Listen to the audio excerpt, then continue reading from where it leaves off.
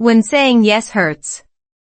Have you ever said yes so many times that one day your body quietly said no for you?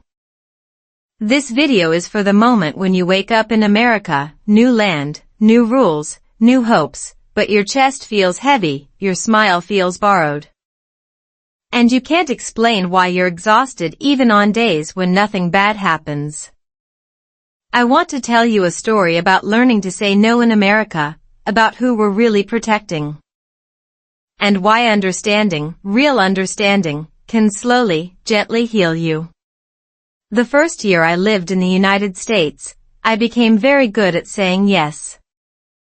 Yes to extra work. Yes to staying late. Yes to helping friends move, even when my back already hurt. Yes to family expectations back home, even though the time difference stole my sleep. Yes to my partner, even when my heart was whispering that I needed rest. On the surface, it looked like success. Inside, it felt like erosion. Like waves quietly eating away a shoreline until one day, there's nothing left to stand on. America taught me speed before it taught me balance. The climate alone felt like a metaphor. One week it was dry and burning hot, the next it was freezing rain that cut through your jacket and into your bones. My body never fully adjusted, and neither did my nervous system. In psychology, there's a concept called allostatic load, the wear and tear on your body when stress is constant, even if it's low level. I didn't know the term then. I just knew I was tired in a way sleep couldn't fix. Saying yes all the time was my way of surviving. Or so I thought. Here's the quiet truth no one tells immigrants or newcomers. When you arrive in America, you don't just adapt to a new country. You audition. You perform reliability, gratitude, flexibility. You become allergic to the word no because you're scared it sounds like rejection, laziness, or weakness. My brain learned this pattern fast. Neuroscience calls it threat-based compliance. When your brain senses risk, social rejection, job insecurity, relationship loss, it prioritizes safety over honesty. So you say yes, even when it costs you. At work, I watched how Americans talked about boundaries like they were normal household items. I can't today. That doesn't work for me. They said it casually, without apologies, without long explanations. Meanwhile, my stomach tightened every time I imagined doing the same. My cultural wiring said, be useful, be agreeable, don't inconvenience anyone.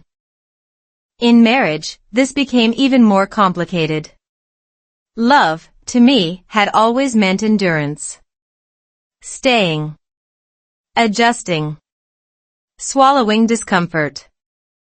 But in America, love often sounded like negotiation. And negotiation terrified me. There was a moment, small, almost embarrassing, that cracked everything open. One evening, my partner asked if I could attend a social event after a long, draining workday. My mouth automatically said yes. My body reacted before my mind caught up. My chest felt tight. My hands went cold. My heart raced like I was in danger. This wasn't drama. It was my nervous system. According to polyvagal theory, when we repeatedly override our own needs, the body shifts into a state of chronic stress. It stops trusting us. That night, standing in the kitchen under harsh white light, I realized my body was begging me to stop. Saying yes had become a way to avoid guilt. Guilt for not being strong enough. Guilt for not being grateful enough to be in America. Guilt for disappointing people I loved. But guilt is a terrible compass. It doesn't lead you to truth. It leads you to burnout. Research on emotional labor shows that constant people-pleasing increases anxiety, depression, and even inflammation in the body. I didn't need more motivation. I needed permission to myself. The hardest part wasn't learning to say no. It was admitting that my yes weren't always kind. Sometimes they were dishonest.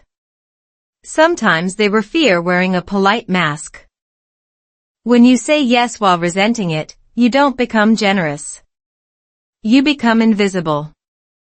And invisibility slowly kills intimacy, at work, in marriage, in life.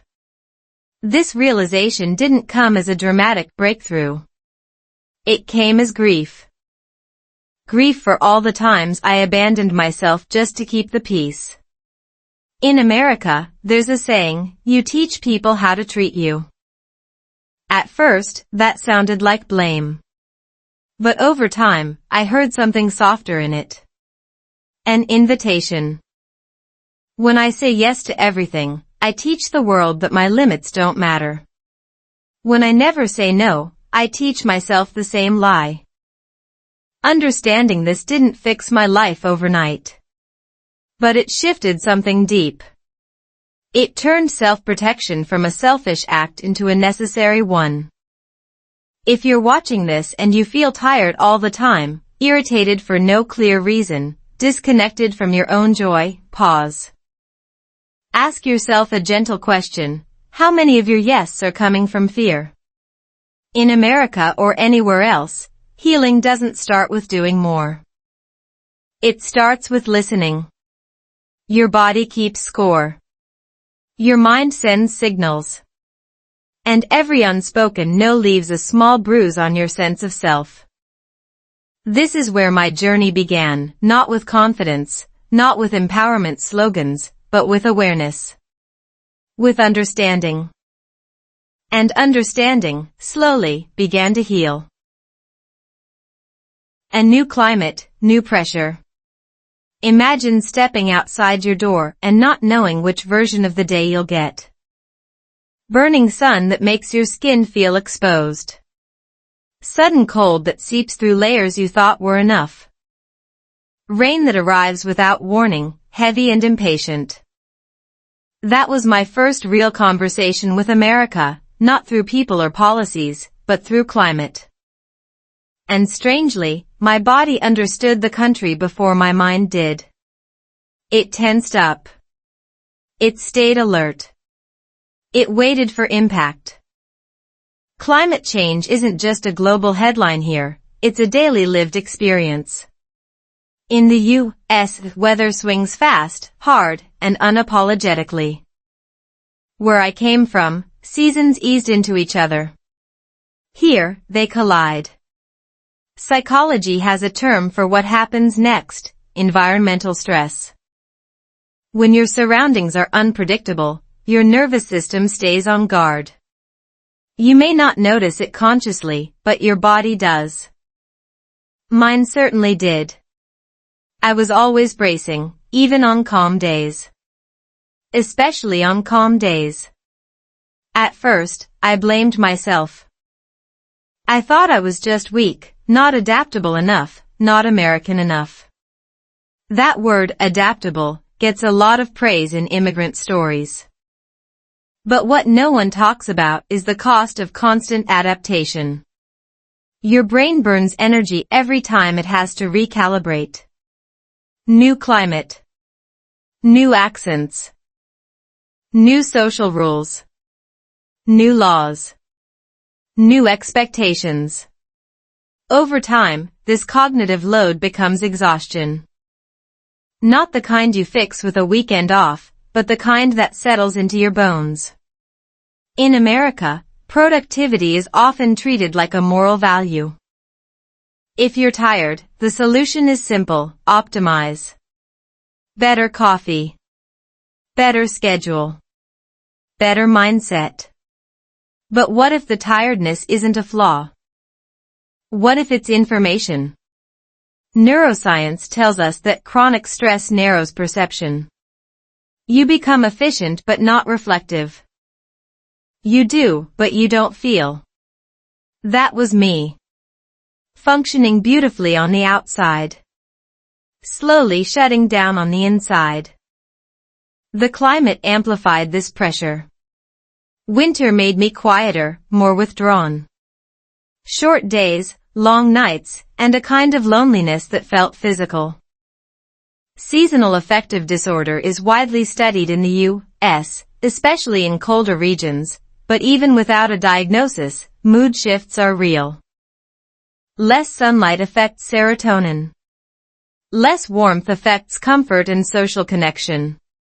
My motivation dipped, and I judged myself for it. I thought healing meant pushing harder. In reality, healing meant understanding what my body was reacting to. Summer wasn't easier. Heat demanded energy I didn't have.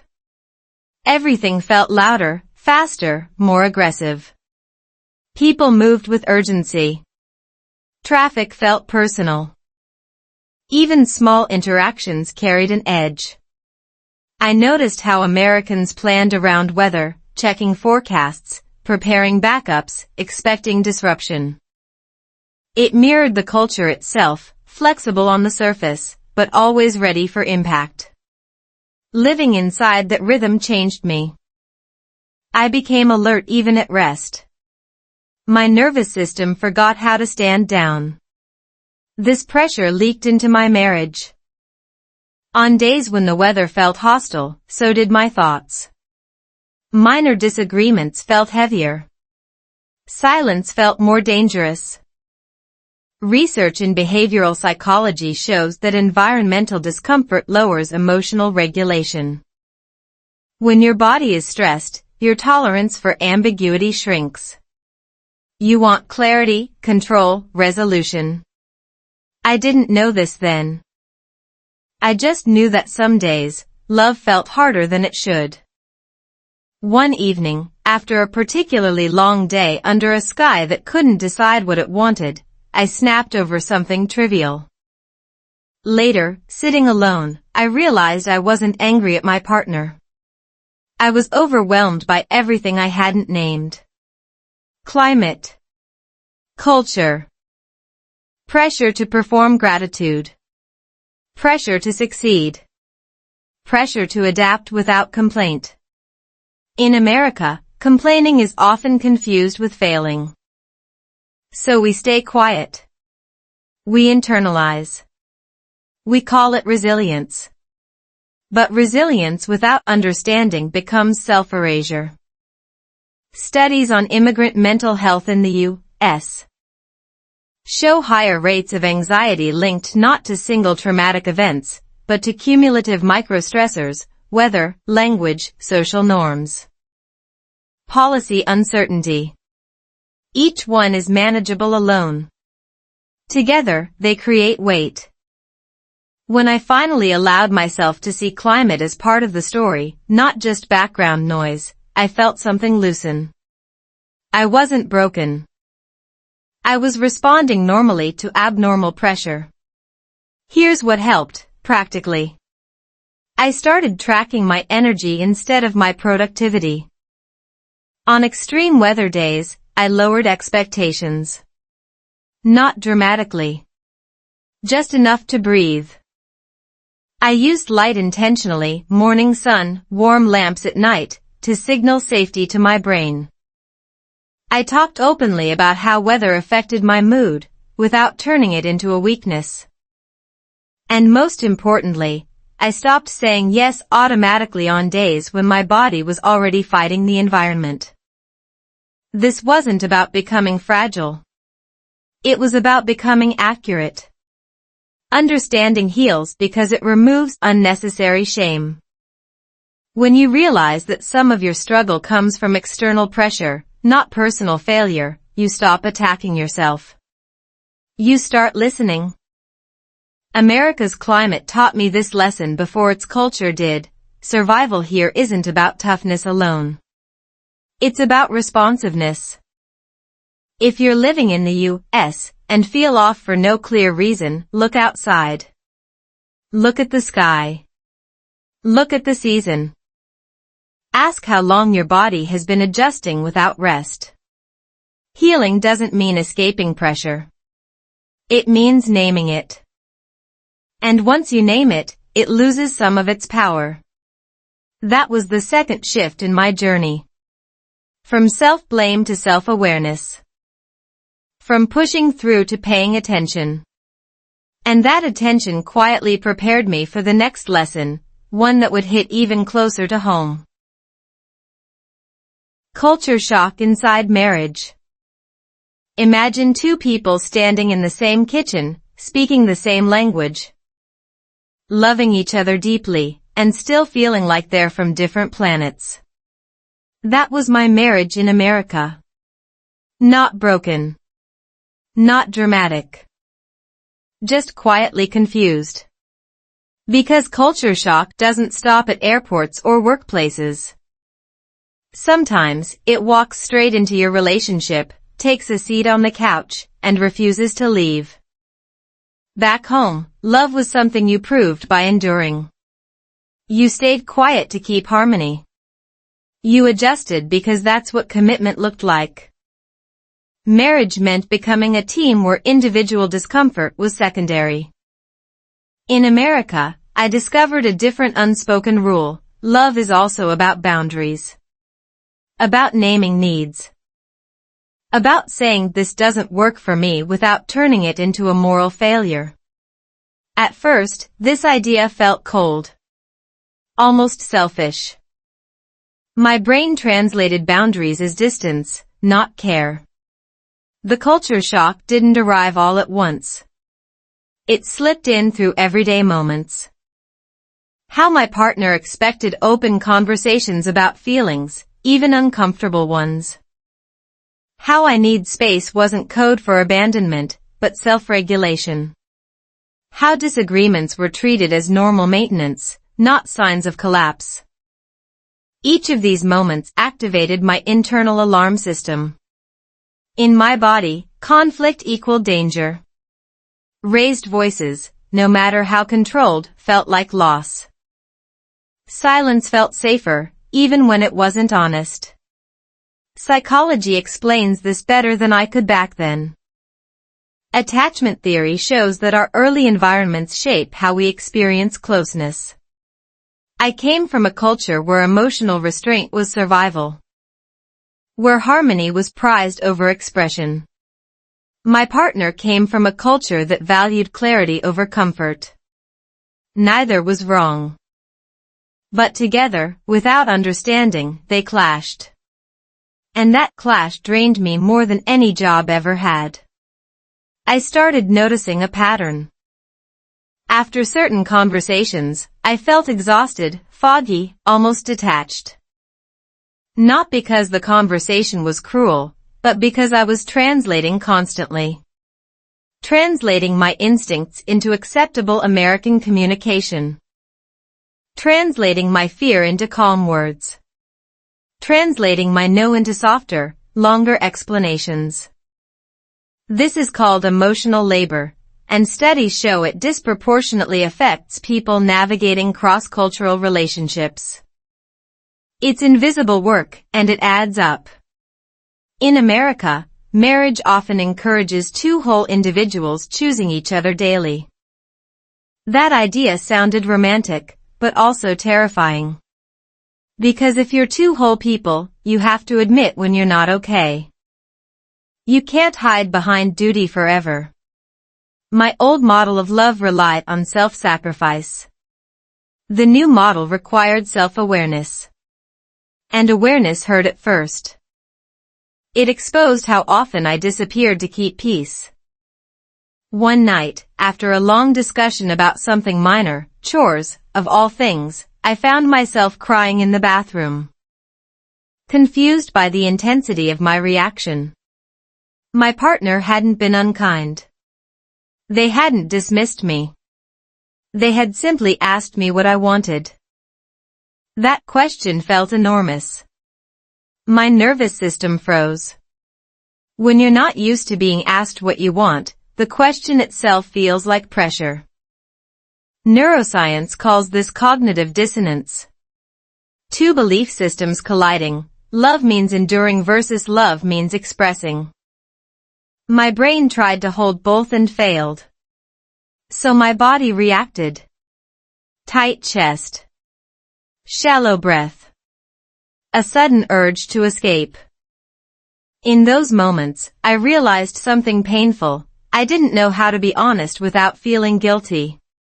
And guilt was quietly poisoning intimacy. In American culture, especially in modern relationships, emotional literacy is expected. You're supposed to name feelings, not bury them. But emotional literacy isn't innate. It's learned.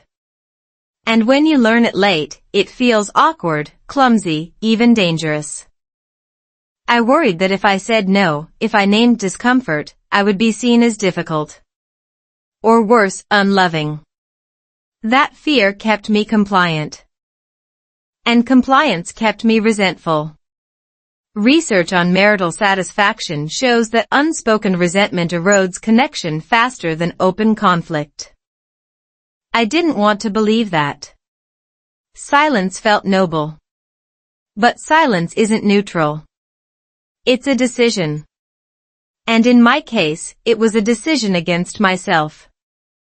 Slowly, I began to see that my partner wasn't asking me to change who I was.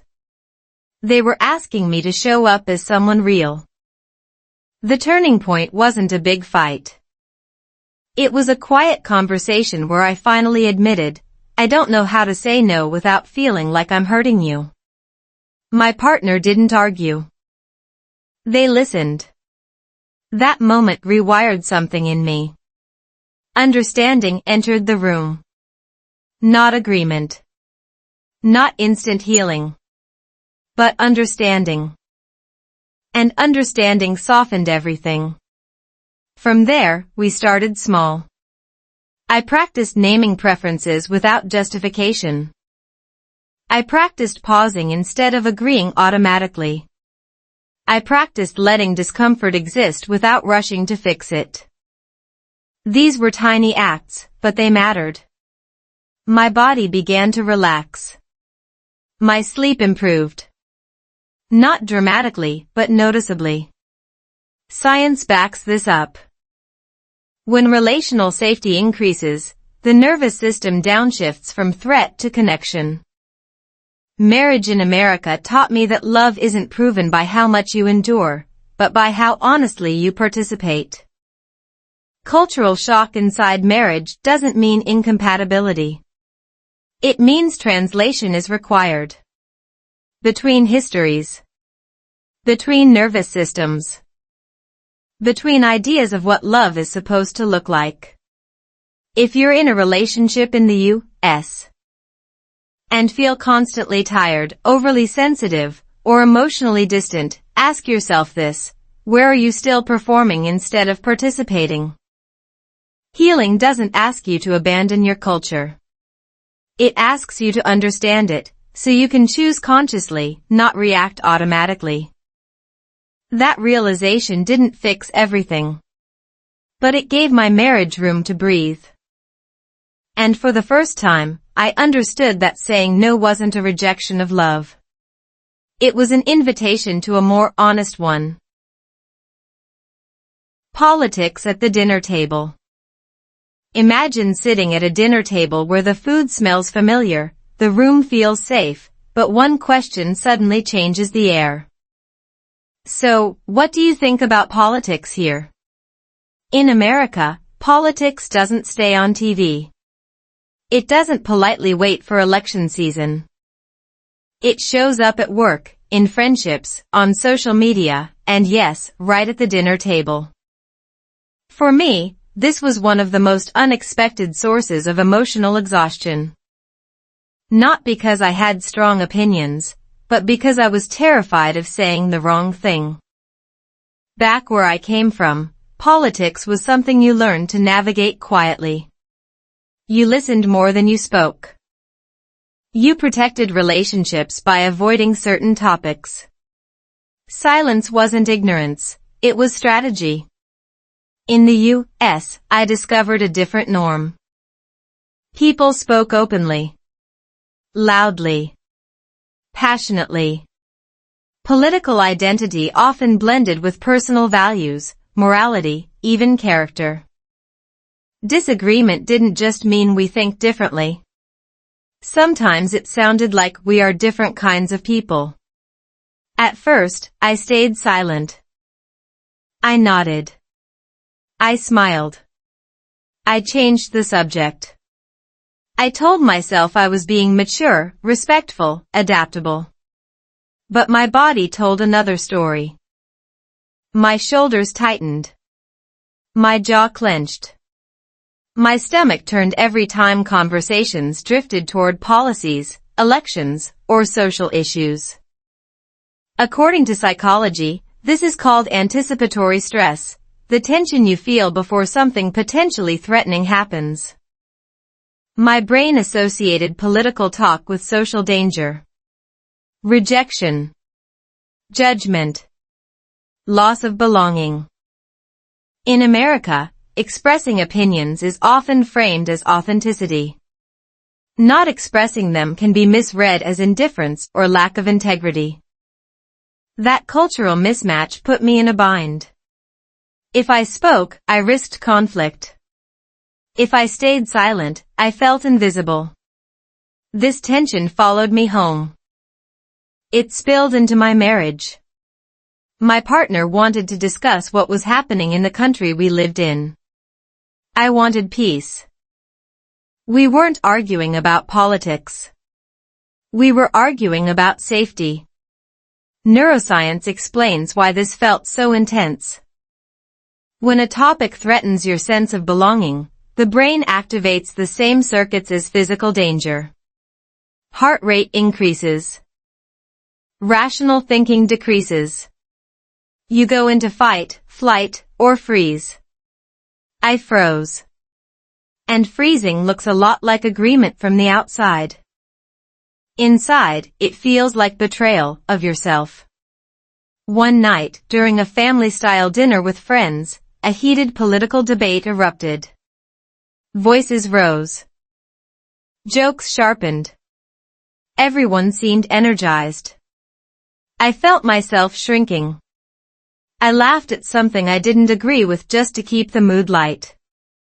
On the drive home, I felt empty. That emptiness wasn't about politics. It was about self-abandonment. Research on values incongruence shows that repeatedly acting against your beliefs increases emotional fatigue and lowers self-esteem. I was paying that price quietly. America often celebrates free speech, but freedom doesn't automatically create safety. Safety is relational. It depends on whether disagreement threatens connection. For someone still finding their footing, especially as an immigrant or outsider, political conversations can feel like tests you didn't study for. Say the wrong thing, and you risk being labeled. Say nothing, and you risk disappearing. The turning point came when I realized that my silence wasn't neutral. It was costing me energy. It was teaching my nervous system that my voice was dangerous. That insight hurt. But it also opened a door. Understanding heals because it reframes the problem.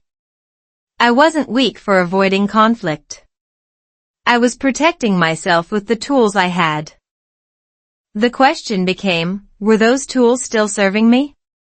In my marriage, this showed up clearly. My partner asked why I shut down during political discussions. Instead of defending myself, I told the truth. Because where I come from, this kind of conversation can cost you relationships. That honesty shifted everything. The conversation slowed. The tone softened. For the first time, politics became less about opinions and more about understanding each other's histories. Science supports this shift. Studies on interpersonal conflict show that when people share the emotional meaning behind their positions, not just the positions themselves, empathy increases, even without agreement. I didn't need to win arguments. I needed to feel safe enough to exist honestly. And safety came not from avoiding the topic, but from naming my limits. I began practicing a different kind of boundary. Not silence. Not confrontation. But clarity. I'm still learning how to talk about this. I don't feel comfortable debating, but I'm open to listening. Can we pause this conversation tonight? These sentences felt radical at first. My heart raced when I said them.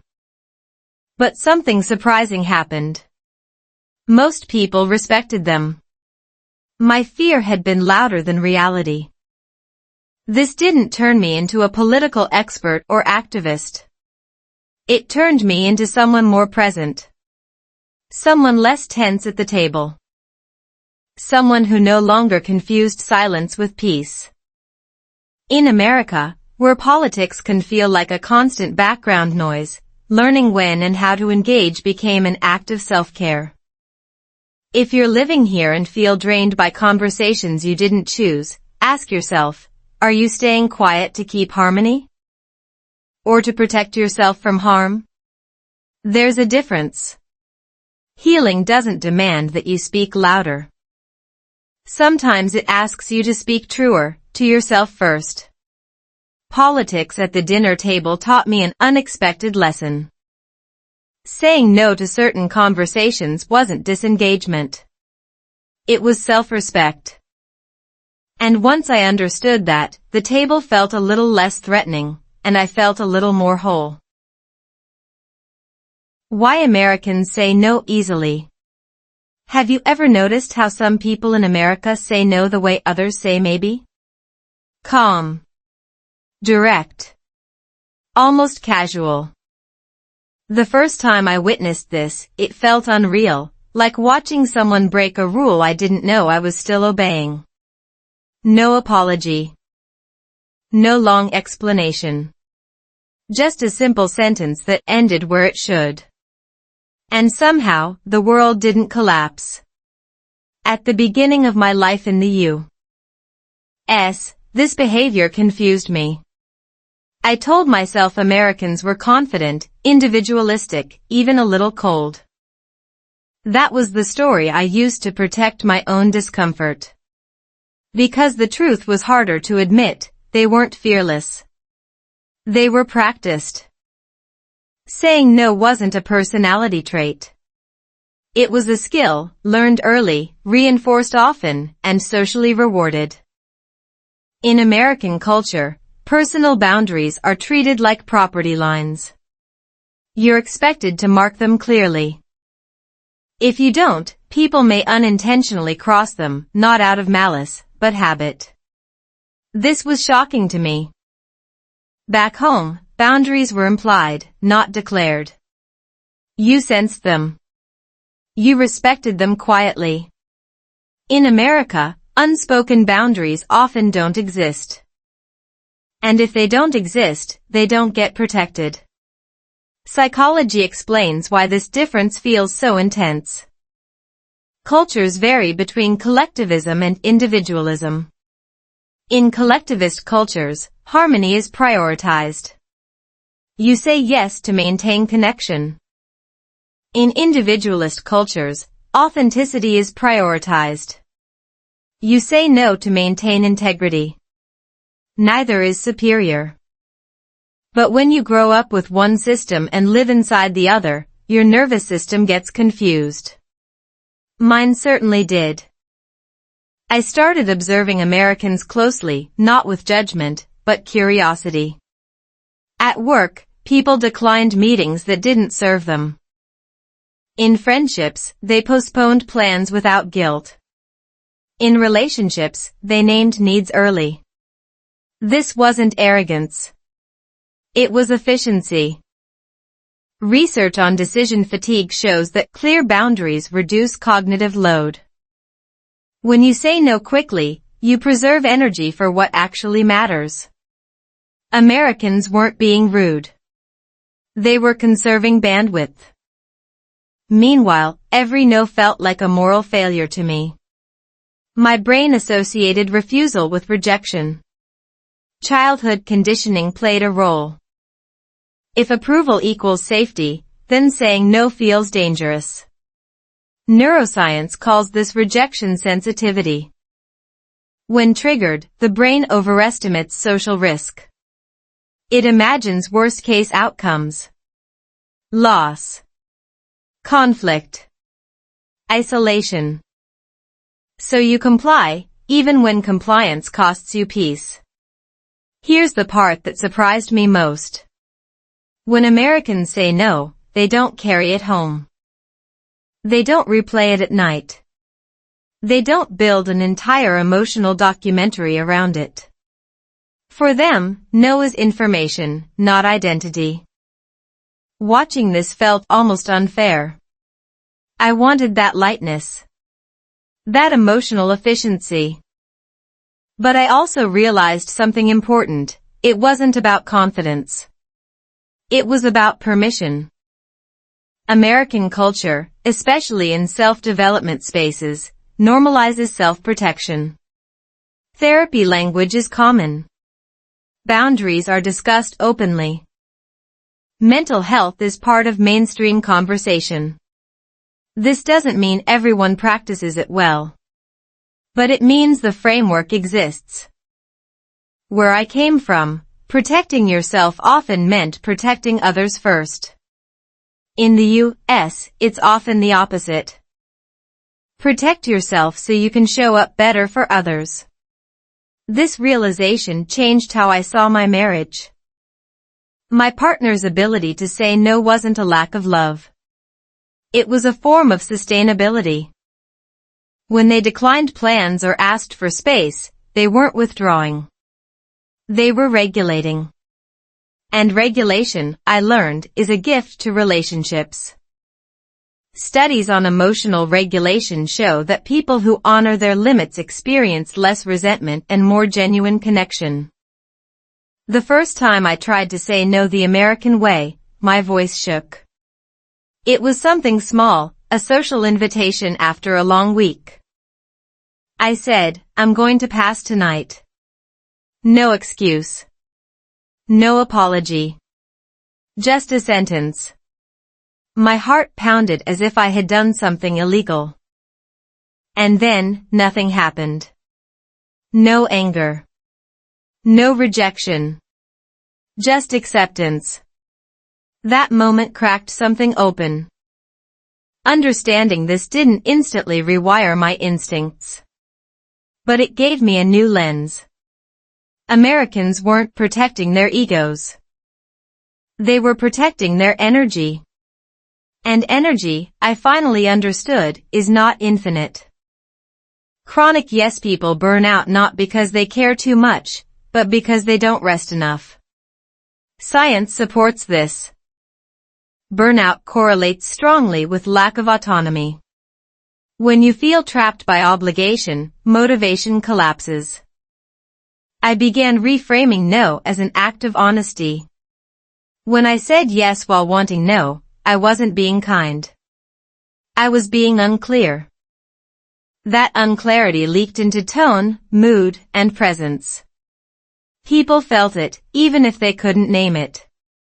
Saying no cleanly actually reduced friction. It simplified relationships. It built trust. Because predictability feels safe. Here's a practical shift that helped me. I stopped over-explaining. Over-explaining is often a trauma response. It's the body trying to negotiate safety. Instead, I practiced short responses. I can't commit to that. I need rest. That doesn't work for me right now. Each time, my body panicked less. Repetition taught my nervous system that no didn't equal danger. If you're living in America and feel confused watching others protect themselves so easily, know this, you're not behind. You're transitioning. Learning a new emotional language takes time. Saying no isn't about becoming selfish. It's about becoming accurate. Accurate with your limits. Accurate with your capacity. Accurate with who you are becoming. Americans say no easily not because they care less, but because they've learned that protecting themselves allows them to care longer. Once I understood that, my resistance softened. No stopped being a wall. It became a door. A door back to myself. The body remembers everything. Have you ever noticed how your body reacts before your mind catches up? A tight throat when you're about to agree to something you don't want. A headache that arrives right after you say yes. A sudden wave of fatigue that makes no logical sense. I didn't understand this at first. I thought my body was betraying me. In truth, it was remembering everything I kept trying to forget. In America, I learned new words for old experiences. Stress. Anxiety. Burnout. Nervous system. Before that, I only knew discipline and endurance. You push through. You don't complain. You keep going. But the body doesn't speak in ideology. It speaks in sensations. And mine had been talking for a long time. I just wasn't listening. There were signs early on. Insomnia that came and went without reason. A constant tightness in my shoulders, as if I was bracing for impact. Shallow breathing that made relaxation feel unfamiliar. Doctors found nothing wrong. Friends suggested vitamins, exercise, better routines. Helpful ideas, but they missed the core issue. My body wasn't broken. It was overloaded. Neuroscience explains this with uncomfortable clarity. The body stores unresolved stress in the nervous system. When you repeatedly override your needs, especially in unfamiliar environments, the brain learns that your signals don't matter. Over time, it stops sending gentle messages and starts shouting. Panic. Pain. Exhaustion. This is not weakness. It's biology. Living in the U.S. intensified this pattern. New climate. New culture. New expectations. Each demanded adaptation. Adaptation requires energy. When energy isn't replenished, the body goes into survival mode. According to polyvagal theory, your nervous system toggles between safety and threat. I lived in threat longer than I realized. Even on good days. Even during calm moments. My baseline was tension. The hardest part was that I looked fine. I functioned. I worked. I showed up. This is where many people get stuck. When you're high functioning, your pain gets dismissed, including by you. But the body keeps score. Research shows that chronic stress increases inflammation, disrupts digestion, and weakens immunity. I started getting sick more often. Small colds lingered. Recovery took longer. My body was waving red flags. I kept calling them inconveniences. Marriage didn't shield me from this. Love doesn't automatically regulate your nervous system if you don't feel safe expressing yourself. After difficult conversations, my body reacted as if I'd been in a physical fight. Heart racing. Hands trembling. A deep urge to withdraw. This wasn't about the content of the conversation. It was about history. My body remembered every time silence had kept me safe. Every time compliance had prevented conflict. America didn't create this pattern, but it triggered it. Science calls this somatic memory. Your body remembers emotional experiences without words. When you enter a situation that resembles past stress, your body responds as if it's happening again. Rational reassurance doesn't always work. You can't logic your way out of a nervous system response. You have to experience safety, repeatedly, over time. Understanding this changed everything. Instead of asking, "What's wrong with me?" I started asking, "What is my body responding to?" That question alone reduced shame. Shame tightens the nervous system. Curiosity softens it. When I felt exhausted after saying yes, I didn't judge myself. I noted it. When my chest tightened before a conversation, I paused. I breathed. I gave myself a choice. In America, therapy culture emphasizes mind work, talking, reframing, insight. That helped. But what helped more was body work. Simple things. Slower mornings. Warm showers. Walking without headphones. Letting my breath deepen naturally. These weren't luxuries. They were signals to my nervous system that danger had passed. Studies show that slow, rhythmic movement activates the parasympathetic nervous system, the part responsible for rest and repair. I didn't need motivation. I needed regulation. One practical shift made a huge difference. I stopped making decisions when my body felt tense. If my jaw was clenched or my stomach was tight, I delayed my answer. Even by a few minutes. That pause gave my nervous system time to settle. From that calmer state, my answers changed. No became clearer. Yes became cleaner. My body trusted me more because I was finally listening. This trust rebuilt slowly. There were setbacks. Old habits resurfaced under pressure. But each time I honored a boundary, my body responded with relief. Better sleep. Easier breathing.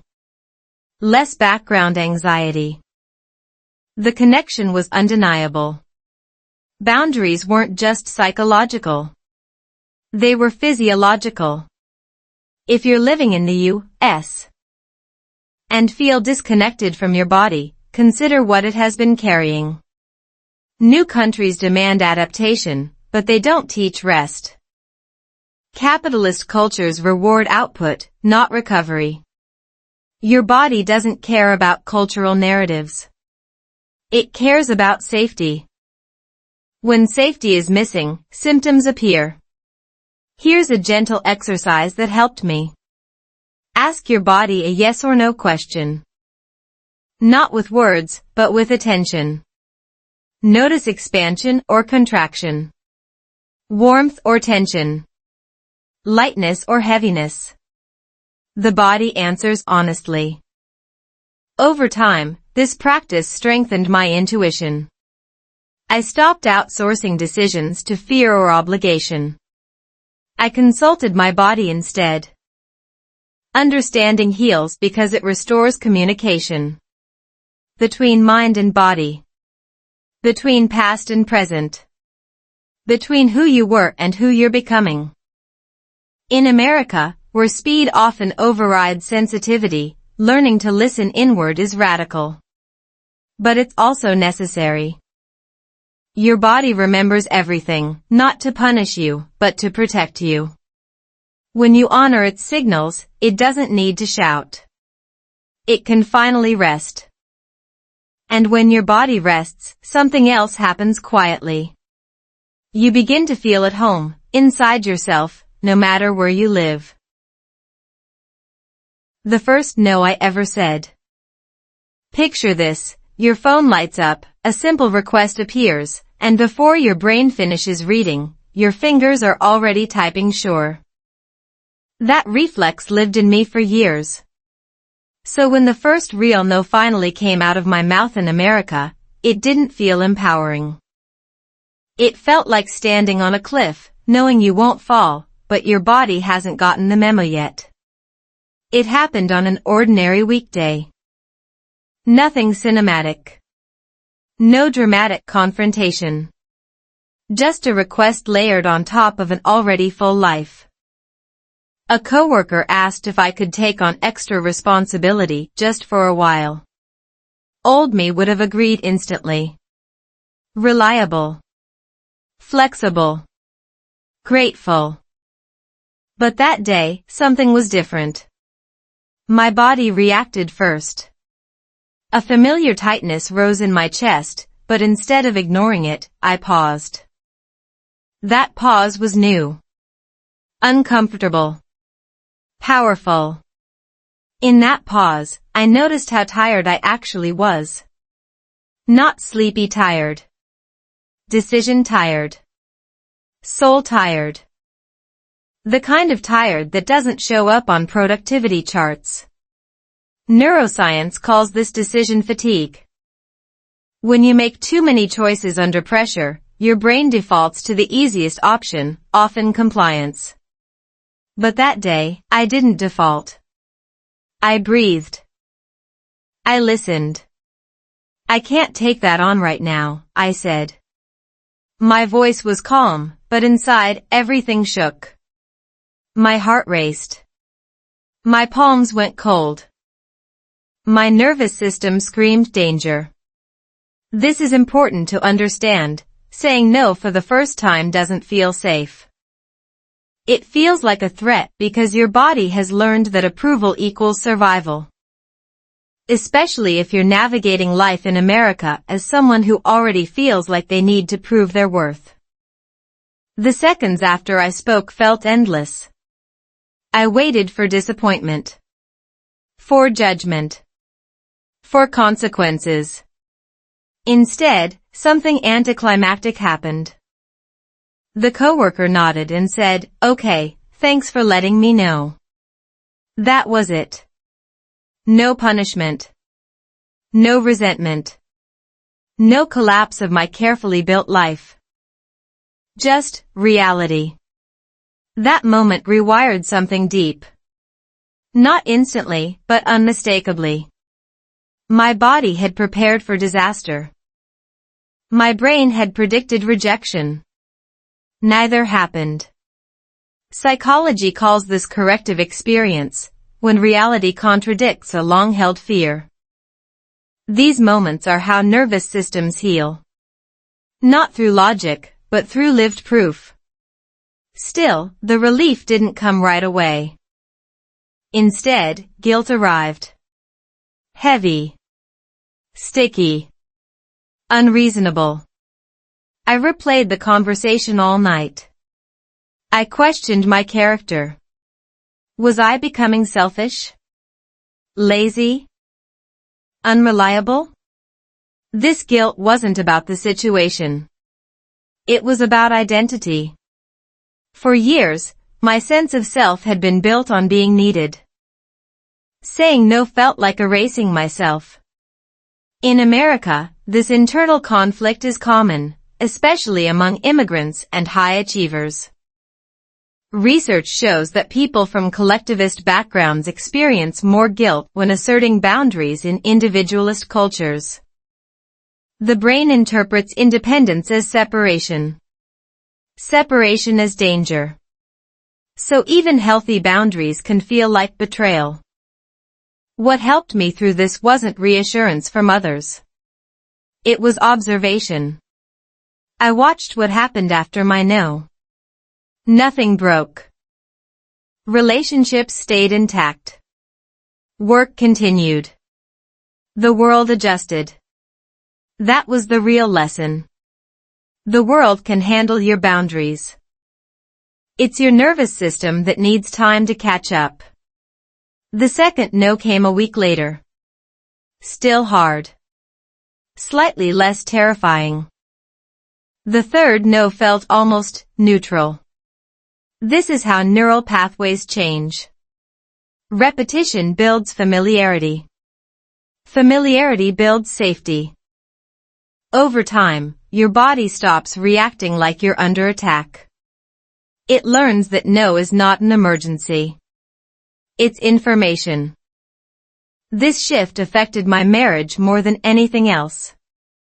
When I finally said no at home, not defensively, not dramatically, something softened between us. I didn't over-explain. I didn't justify. I just named my limit. My partner didn't withdraw. They leaned in. That response surprised me. It challenged another fear I'd been carrying, that honesty would create distance. In reality, it created clarity. Science backs this up. Studies on relational health show that clear boundaries increase trust. When people know where you stand, they feel safer. Ambiguity breeds anxiety. I had thought my constant yes were keeping relationships smooth. In truth, they were making me unpredictable, resentful one day, withdrawn the next. No cleaned the emotional air. The most unexpected outcome was internal. My body began to relax around decisions. I slept better. My jaw unclenched. My baseline anxiety dropped. These weren't dramatic changes, but they were consistent. My nervous system was learning that I had my own back. That I wouldn't sacrifice myself automatically. That trust was everything. Here's a practical insight if you're approaching your first no. Start small. Low stakes. Don't announce it. Don't explain it. Just practice the sentence. Let your body feel the fear and survive it. That survival is the medicine. Each time you live through the discomfort, your system recalibrates. In America, where opportunity often disguises overcommitment, learning to say no is an act of self-definition. It answers a deeper question: who are you protecting? For years, I protected everyone else from disappointment. The first no taught me something radical. I could protect myself and still belong. That no wasn't a rejection of my life here. It was an acceptance of myself within it. And once I felt that, truly felt it, something quiet but permanent shifted. I wasn't just living in America anymore. I was living inside my own limits. And that changed everything. Love doesn't mean self-erasing. Imagine loving someone so much that you slowly disappear, and calling that devotion. For a long time, that was my definition of love. Especially in America, where relationships look equal on the surface but are powered by two very different emotional operating systems underneath. I thought love meant adapting endlessly. Becoming easier. Softer. Smaller. What I didn't realize was that love without boundaries doesn't make you closer. It makes you invisible. In my early years in the U.S., I carried an old belief into my marriage: if I loved deeply enough, conflict would dissolve. If I adjusted faster, stayed quieter, gave more, everything would stabilize. That belief had worked before, or so I thought. But America challenged it relentlessly. Here, love wasn't measured by endurance. It was measured by presence. And presence required something I hadn't practiced enough: being myself out loud. The first cracks showed up in small moments. Choosing restaurants. Making weekend plans. Deciding where to live. I noticed a pattern: I almost always deferred. Not because I didn't care, but because caring felt dangerous. Disagreement felt like a threat to connection. Psychology calls this people-pleasing attachment, a survival strategy rooted in the fear that love is conditional. My nervous system believed that if I became inconvenient, love would retreat. In American relationship culture, especially in modern marriages, there's an assumption that both people arrive as whole individuals. Needs are spoken. Preferences are named. Space is respected. At first, this felt transactional to me. Cold, even. But over time, I began to understand something crucial. This wasn't emotional distance. It was emotional clarity. And clarity, unlike sacrifice, doesn't create debt. What I didn't expect was how exhausting self-erasure really is. When you constantly override your preferences, your brain works overtime. You monitor reactions. You anticipate disappointment. You rehearse explanations you never give. Cognitive psychology shows that this kind of hypervigilance increases stress hormones and reduces emotional resilience. I wasn't just tired because life was hard. I was tired because I was never resting inside my own truth. This showed up physically too. On days when I agreed against my instinct, my body reacted. Tight chest. Heavy limbs. A subtle resentment I hated admitting. Love was starting to feel like labor. And love shouldn't feel like a job you're afraid to lose.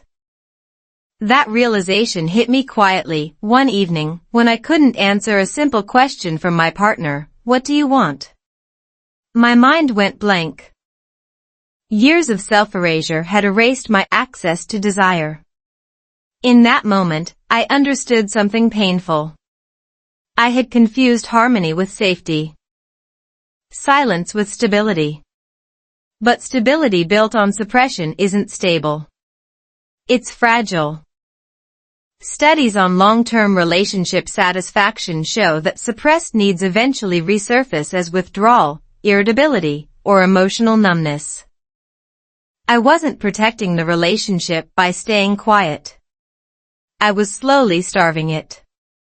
America didn't teach me this lesson gently. It forced it. Conversations here expect participation.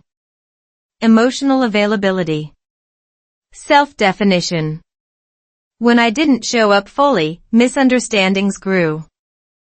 My partner wasn't asking me to be different. They were asking me to be present. And presence required edges. It required no. The turning point came when I said something small but radical, "I don't want to do it that way." No apology. No explanation. My heart raced. I waited for tension. Instead, the room relaxed. My partner nodded and adjusted. That was it. No punishment.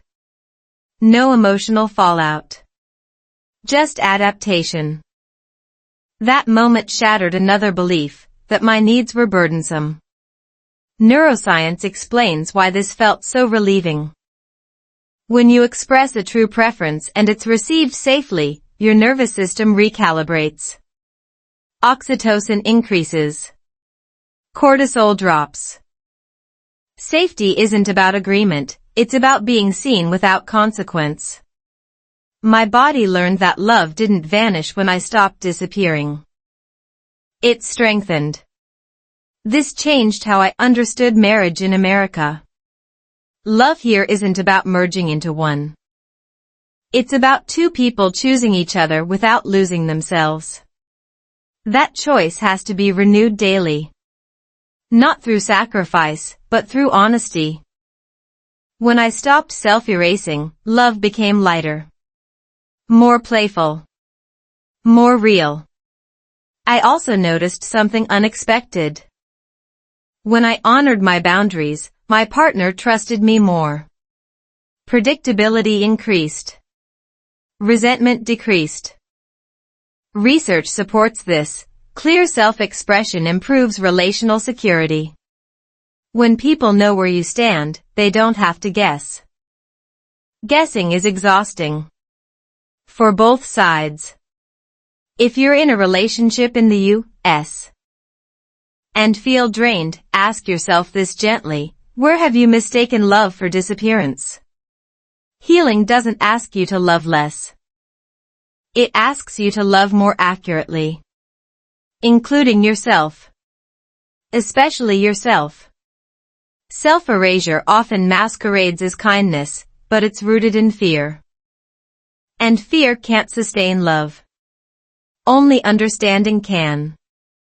Understanding that your needs don't compete with your partner's. Understanding that no doesn't close doors, it defines rooms. Understanding that being loved for who you are feels different than being needed for what you provide. This section of my journey taught me something fundamental. Love isn't proven by how much of yourself you give up. It's revealed by how much of yourself you're allowed to keep.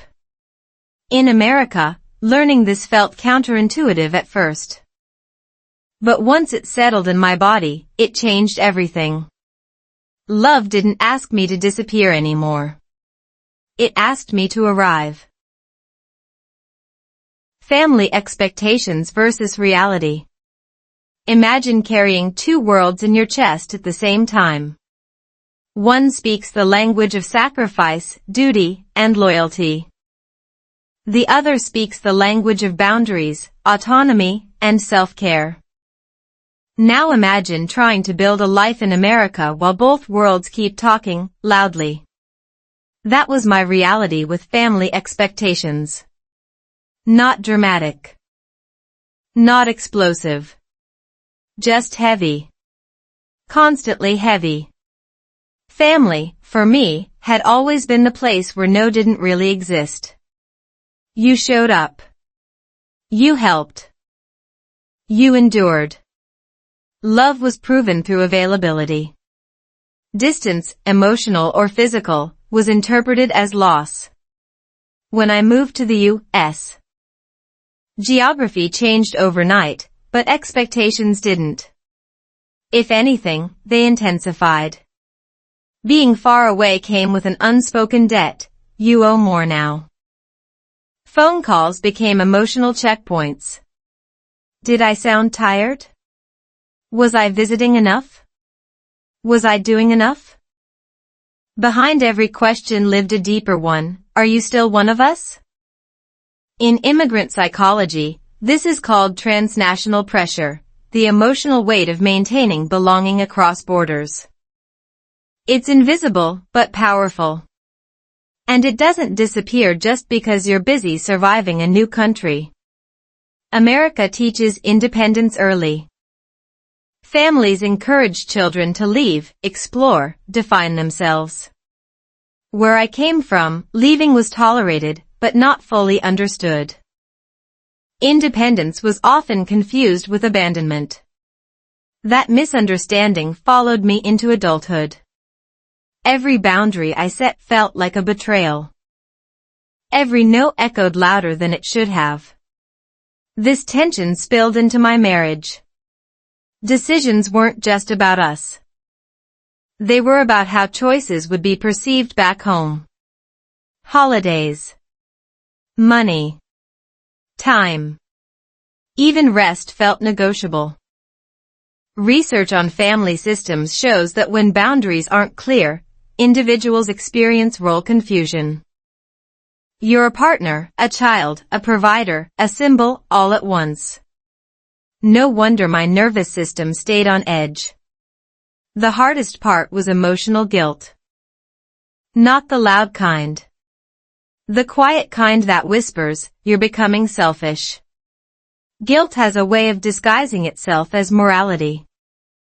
But psychology tells a different story. Chronic guilt often signals misaligned values, not wrongdoing. I valued connection. I also valued mental health. America forced me to confront the fact that these values were colliding. There was a moment that clarified everything. A family request came in during a week when I was already stretched thin. Old patterns urged me to comply. My body responded with instant fatigue. Instead of ignoring it, I paused. I asked myself a question I had avoided for years. If I say yes, who pays the price? The answer was clear. I did. Again. Saying no to family felt different than saying no anywhere else. The fear was deeper. The stakes felt existential. Belonging. Identity.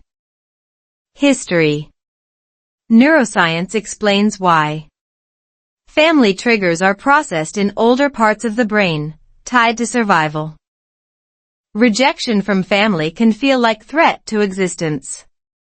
That's why even small boundaries can cause disproportionate distress. When I finally said no gently, respectfully, but clearly, the aftermath wasn't what I feared. There was disappointment, confusion, silence, and then adjustment. Not perfect, not instant, but real. The world didn't end. The bond didn't break. It stretched. And stretching, I learned, isn't the same as tearing. America didn't make me less family-oriented. It made me more honest about capacity. I started explaining less and listening more. Not to guilt, but to myself. I stopped justifying every choice. Over-explaining had been my way of seeking permission. Boundaries don't need permission. They need clarity. Science supports this shift. Studies on healthy family dynamics show that clear boundaries reduce long-term conflict. When roles are defined, resentment decreases. I wasn't abandoning my family. I was redefining how I could love them sustainably. Love that costs your health eventually costs the relationship too. This also healed something inside my marriage.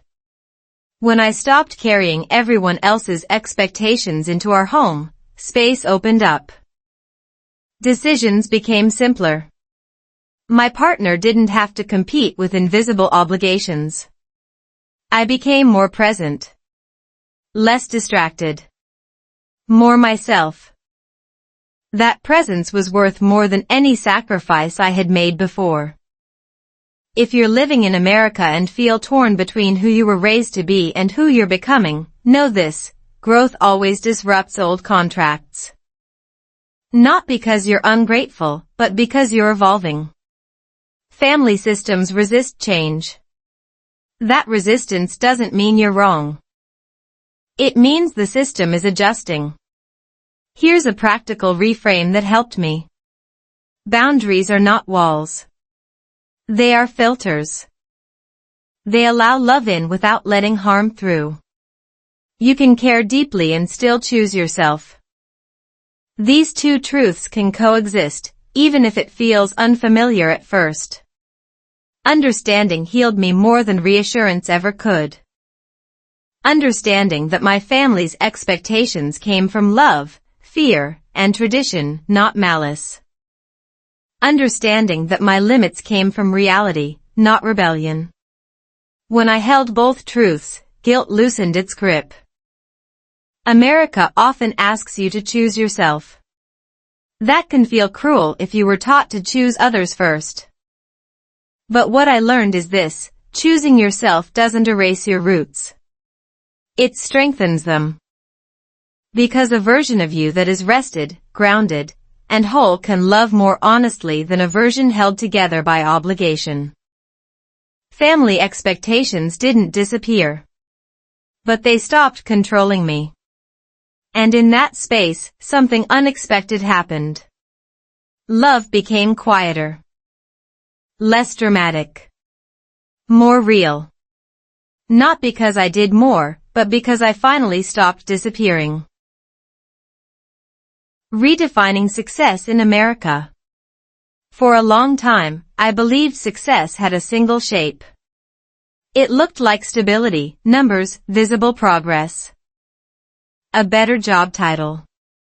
A higher paycheck. A life that could be easily explained to people back home in one sentence. America reinforced that belief quietly but consistently. Success here is measurable. It fits into spreadsheets, resumes, and social media captions. And for a while, I chased it with everything I had. At first, the chase felt necessary. Survival demanded it. New country, new system, new rules.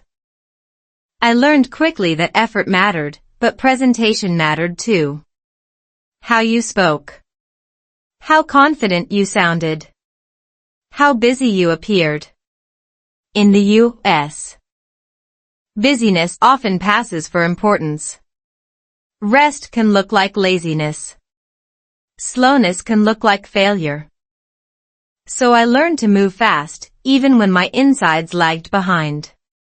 I reached milestones that once felt impossible. And yet, each achievement brought only temporary relief. The satisfaction faded faster than expected. Psychology calls this the hedonic treadmill, the human tendency to return to baseline happiness after positive or negative events. I was running hard, but not going anywhere emotionally. The question that haunted me wasn't how do I get more? It was why doesn't this feel like enough? Back home, success had been communal. You succeeded so your family could breathe easier. Here, success was individual. You succeeded so you could stand out. That shift created tension I didn't see at first. I started measuring myself against people whose lives looked nothing like mine. Different histories. Different safety nets. Different starting lines. Comparison became my silent companion. There was also pressure to justify the immigrant story. The unspoken rule, if you leave everything behind, your new life must look undeniably better. Struggle was allowed, but only temporarily. Long-term confusion or dissatisfaction felt like failure, not just personal, but cultural. As if unhappiness meant the journey wasn't worth it. This mindset seeped into my self-worth. On days when work went well, I felt valuable. On days when it didn't, I felt invisible. That's a dangerous equation. When worth equals productivity, burnout becomes inevitable. Research on occupational psychology confirms this. Tying identity too closely to achievement increases anxiety and depression. Especially in high-pressure environments like immigrant communities. The turning point didn't come from failure. It came from exhaustion. I realized I was successful on paper but depleted in practice. My body knew before my mind did. Sleep issues. Irritability. A constant low-level dread. These were signals, not weaknesses. America had taught me how to perform success, but not how to feel it. I started asking different questions. Not what looks impressive, but what feels sustainable. Not what will others think. But can I live this way for 10 more years? These questions changed everything. They slowed me down. They forced honesty. And honesty, I learned, is expensive, but freeing. Redefining success meant grieving old definitions. Letting go of the fantasy that one day, everything would click and I'd finally feel complete. That fantasy keeps many people stuck. In reality, life here is layered. Success isn't a finish line. It's a negotiation between ambition and well-being. I began to value invisible wins. Peaceful mornings. Clear boundaries. Work that didn't consume my identity. Time to think without guilt. These things don't photograph well. They don't impress relatives. But they changed my nervous system. And a regulated nervous system, according to neuroscience, is foundational to long-term happiness. This shift wasn't easy to explain to others. When people asked how I was doing, I learned to resist the urge to prove anything. I'm okay became enough. I stopped translating my life into metrics that made sense to everyone else. Success, I realized, doesn't need consensus. America celebrates reinvention. But reinvention without reflection is just repetition in a new costume. I wasn't reinventing myself anymore. I was integrating. The ambitious part. The tired part. The hopeful part. All of it belonged. My relationship with work changed too. I stopped expecting it to give me meaning. Meaning came from alignment between values and actions.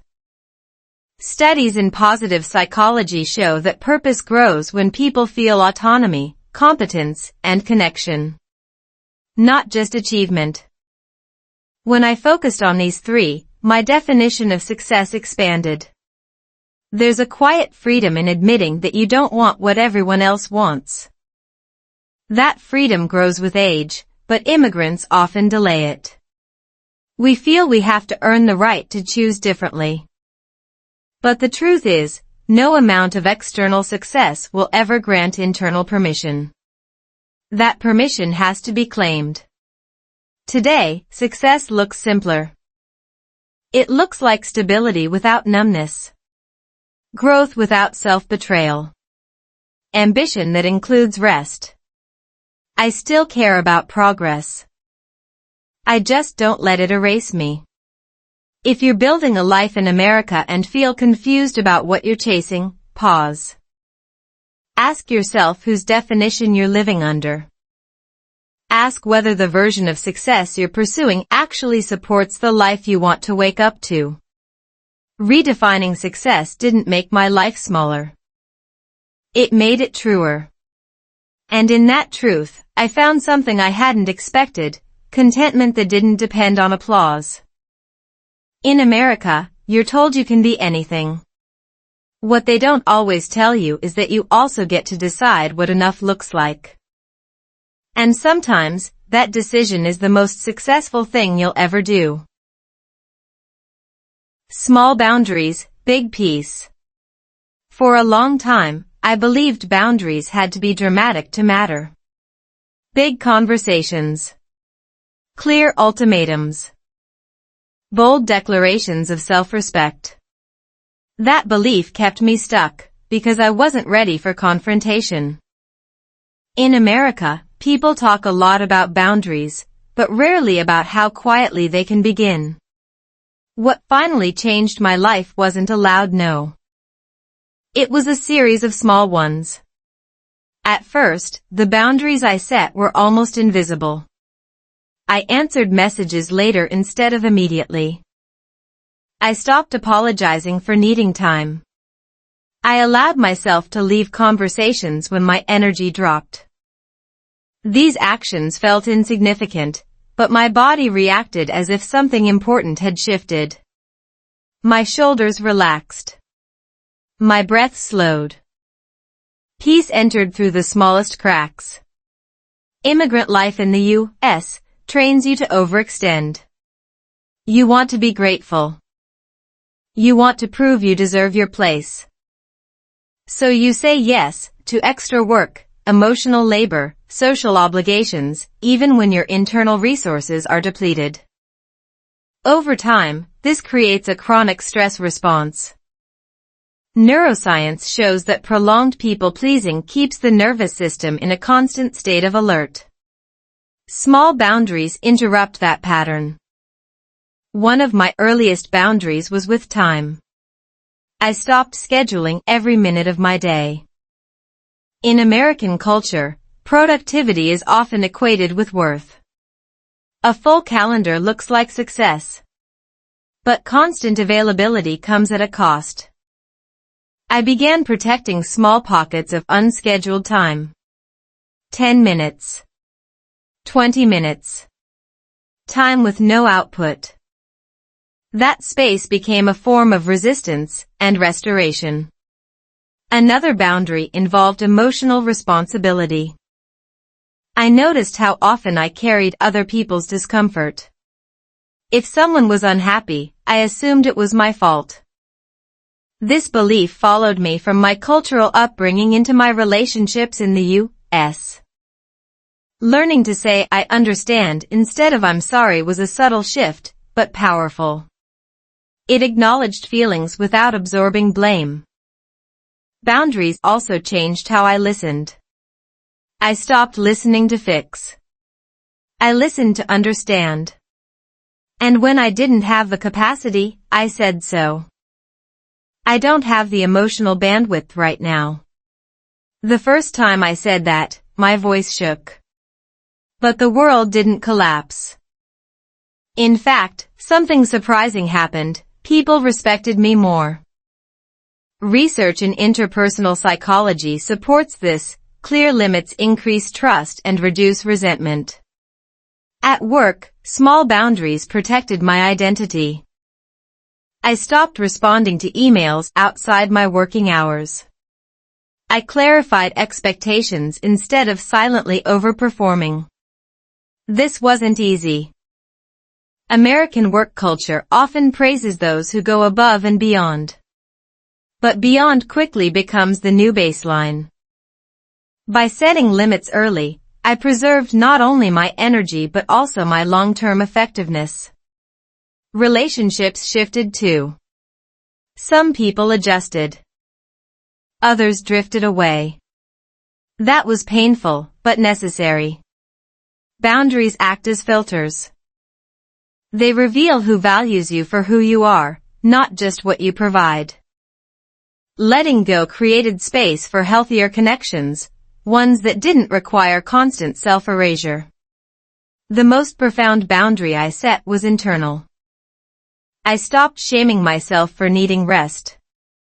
I stopped calling myself weak for feeling overwhelmed. Self-compassion, according to extensive research by Dr. Kristen Neff, is strongly linked to resilience and emotional well-being. Treating myself with kindness wasn't indulgent. It was stabilizing. Small boundaries taught me something important. Peace is cumulative. It doesn't arrive all at once. It builds quietly, decision by decision. Each small no made room for a meaningful yes. Yes to rest. Yes to presence. Yes to a life that didn't feel like constant recovery. In America, there's a myth that freedom comes from having more options. But real freedom came when I limited my obligations. When everything matters, nothing rests. Boundaries simplify life. They reduce noise. They allow clarity. I noticed changes in my body before my circumstances changed. Better sleep. Fewer headaches. Less irritability. These weren't coincidences. Chronic stress diminishes when people feel agency over their time and energy. Even small choices, like leaving a room when overwhelmed, can recalibrate the nervous system. Setting boundaries didn't make me selfish. It made me sustainable. And sustainability is rarely taught in immigrant narratives. We're taught endurance, sacrifice, survival. But thriving requires something different. It requires discernment. I also learned that boundaries don't need explanations. Over-explaining is often a sign of guilt. I practiced saying simple sentences. I can't today. That doesn't work for me. The simplicity felt uncomfortable at first, but it was honest. Honesty, I realized, is kinder than resentment. Small boundaries changed my relationship with myself most of all. I trusted myself to know my limits. I honored my signals instead of overriding them. That trust created internal safety, a foundation for everything else. If you're living in America and feel constantly tired, ask yourself where your energy leaks. Look for the smallest place to begin. You don't need to transform your life overnight. You just need one boundary that protects your peace.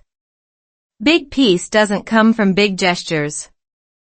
It comes from consistent, quiet choices that say, I matter too. And once you believe that, life doesn't become easier, but it becomes lighter. Small boundaries didn't shrink my world. They gave it shape. And within that shape, I finally found room to breathe. Who are you protecting now?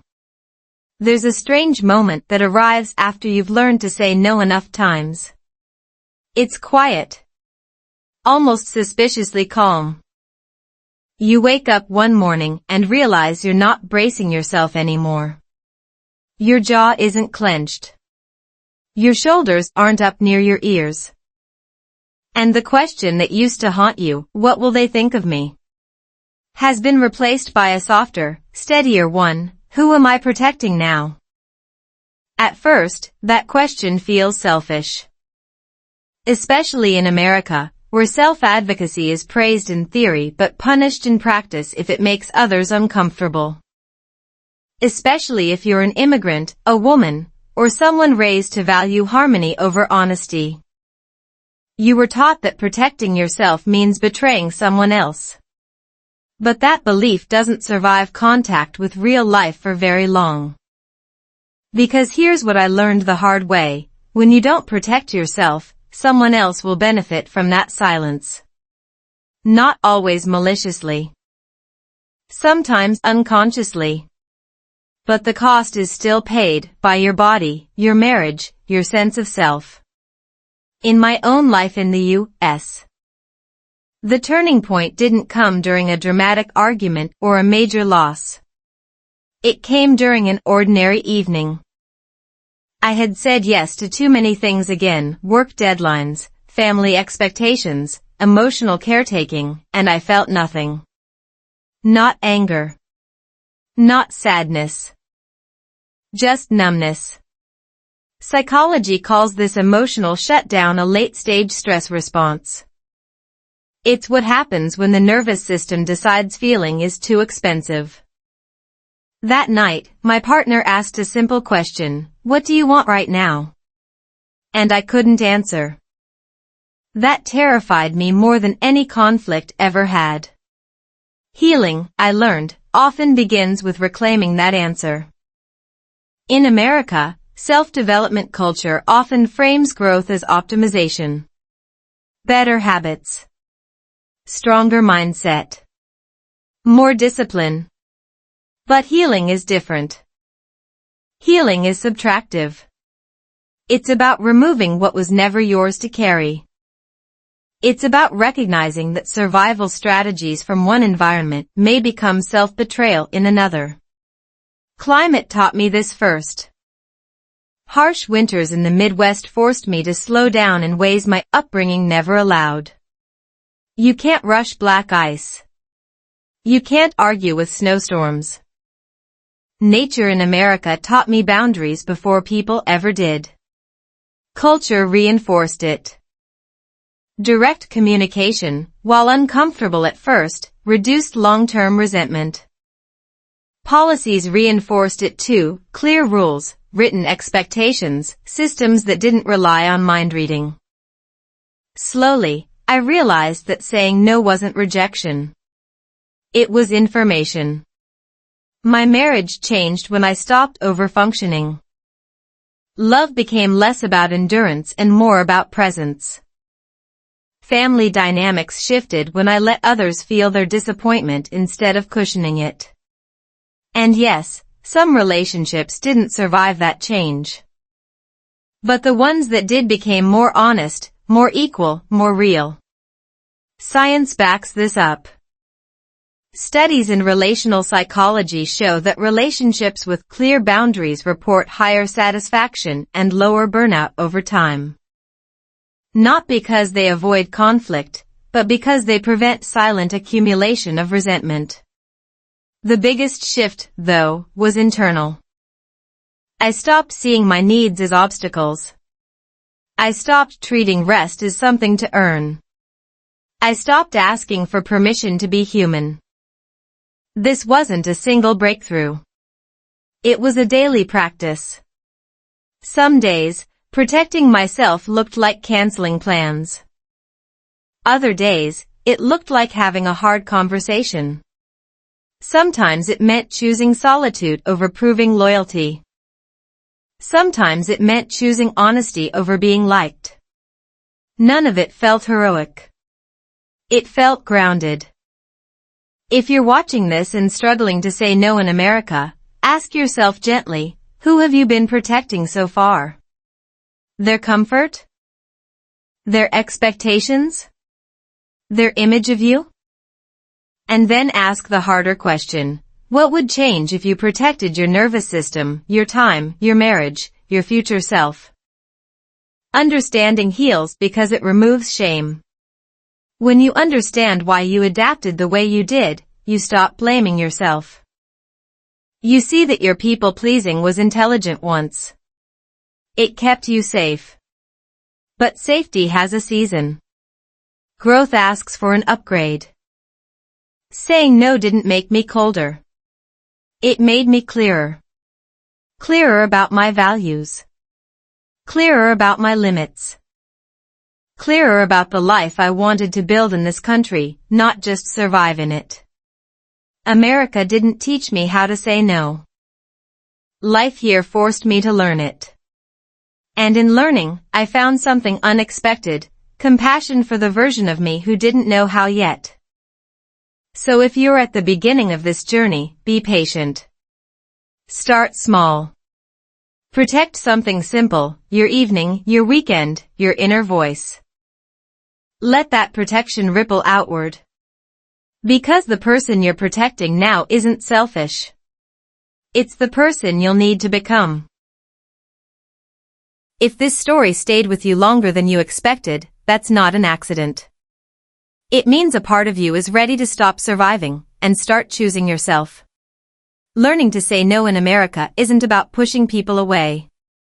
It's about finally protecting the life you're building, the love you're trying to keep. And the version of you that no longer wants to disappear just to belong. This channel exists for moments like this. When you're tired of being strong in silence, when healing feels confusing. And when growth starts with understanding, not pressure. If you want more real stories about healing, boundaries, life, love, and personal growth in the U.S. told slowly, honestly, and without pretending everything is easy. Then subscribe and stay with us. Like this video if it helped you breathe a little easier. Share it with someone who's learning how to protect themselves too. And turn on notifications, because the next story might say the words you've been holding in your chest. You're not weak for needing this. You're brave for staying. See you in the next video.